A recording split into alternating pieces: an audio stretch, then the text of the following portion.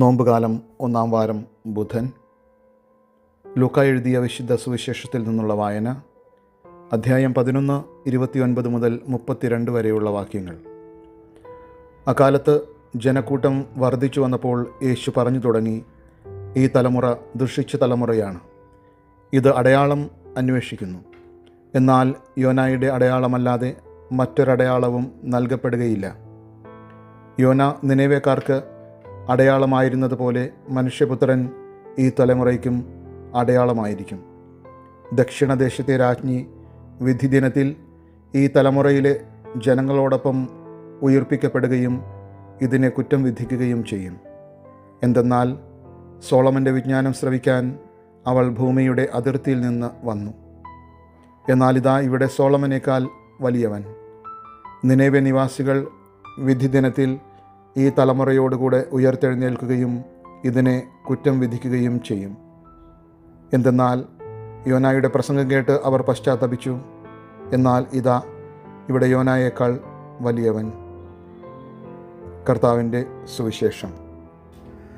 പശ്ചാത്താപം തന്നെയാണ് ഇന്നത്തെയും സുവിശേഷത്തിലെ വിഷയം.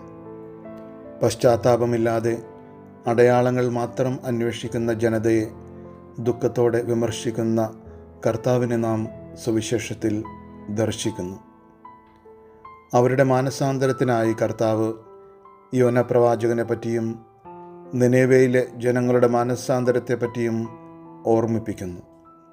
കൂടാതെ രാജാക്കന്മാരുടെ പുസ്തകത്തിൽ കാണുന്ന ഷേബയിലെ രാജ്ഞിയുടെ മാനസാന്തരത്തെപ്പറ്റിയും അവരോട് സംസാരിക്കുന്നു. അവസാനം സോളമൻ്റെ ജ്ഞാനത്തിന് മുമ്പിൽ അടിയറവ് പറയുകയും ഇസ്രയേലിൻ്റെ ദൈവത്തെ വാഴ്ത്തുകയും തൻ്റെ കയ്യിലുണ്ടായിരുന്ന സ്വർണവും സുഗന്ധദ്രവ്യങ്ങളും രത്നങ്ങളുമെല്ലാം സോളമനെ സമർപ്പിക്കുകയും ചെയ്യുന്നു. രണ്ട് കഥകളും പശ്ചാത്താപത്തെപ്പറ്റിയും മാനസാന്തരത്തെപ്പറ്റിയുമാണ് പറഞ്ഞു വയ്ക്കുന്നത്. എന്നാൽ അതൊന്നും ഉൾക്കൊള്ളുവാൻ സാധിക്കാതെ അടയാളങ്ങളുടെ പിറകെ പോകുന്ന ജനതയെ കണ്ടാണ് കർത്താവ് പരിതപിക്കുന്നത്. അടയാളങ്ങൾ അന്വേഷിക്കുന്നത് മാനസാന്തരത്തിൻ്റെ ലക്ഷണങ്ങളല്ല, മറിച്ച് കഴിഞ്ഞ ഞായറാഴ്ചത്തെ സുവിശേഷത്തിലെ പോലെ കർത്താവിനെ പരീക്ഷിക്കലാണ്. കാരുണ്യവാനായ ദൈവമേ, ഒരിക്കലും അങ്ങയെ പരീക്ഷിക്കുന്നവരാകാതെ അങ്ങയുടെ വചനങ്ങൾ ഉൾക്കൊണ്ടുകൊണ്ട് ഞങ്ങളുടെ പാപങ്ങളെപ്പറ്റി വേദനിക്കുവാനും മാനസാന്തരപ്പെടുവാനും ഈ നോമ്പുകാലത്തിൽ ഞങ്ങളെ ഏവരെയും അനുഗ്രഹിക്കണമേ.